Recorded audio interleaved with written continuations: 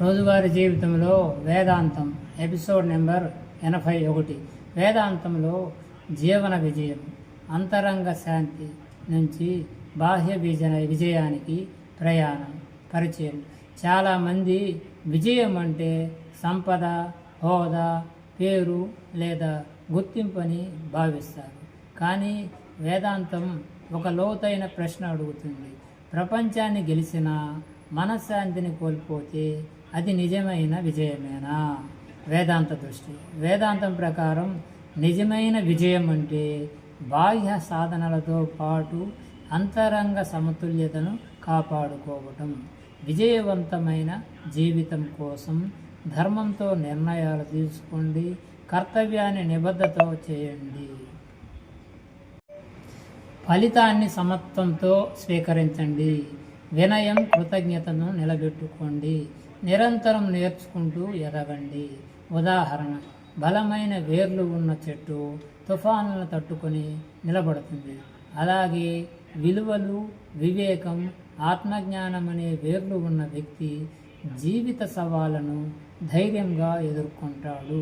రోజువారీ జీవితంలో ప్రతి ఉదయం మీకు మీరు ఇలా చెప్పుకోండి: ఈరోజు నేను కేవలం విజయం కోసం కాదు, విలువలతో కూడిన విజయానికి కృషి చేస్తాను. ఈ ఆలోచన మీ నిర్ణయాలకు సరైన దిశను చూపుతుంది. ఆచరణ. ఈరోజు ఒక చిన్న సమీక్ష చేయండి. 1. నా జీవితంలో అత్యంత ముఖ్యమైన 3 విలువలు ఏమిటి? 2. నా రోజువారీ పనులు ఆ విలువలకు అనుగుణంగా ఉన్నాయా? 3. రేపటి నుంచి నేను మార్చాలనుకునే ఒక మంచి అలవాటు ఏమిటి?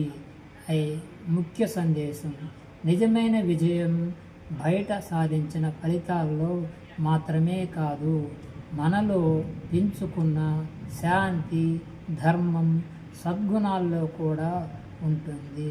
ముగింపు.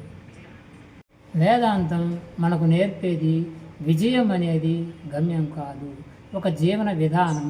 జ్ఞానంతో ఆలోచించి, ధర్మంతో నడిచి, కరుణతో ప్రవర్తించి, సమత్వంతో జీవించినప్పుడు అంతరంగ శాంతి మరియు బాహ్య విజయం రెండు సహజంగానే మన జీవితంలో వస్తాయి. సబ్స్క్రైబ్ చేసుకోండి, లైక్ చేయండి. తదుపరి ఎపిసోడ్: స్వధర్మం, తన స్వభావానికి అనుకూలంగా జీవించడం ఎందుకు అత్యంత ముఖ్యమైనది?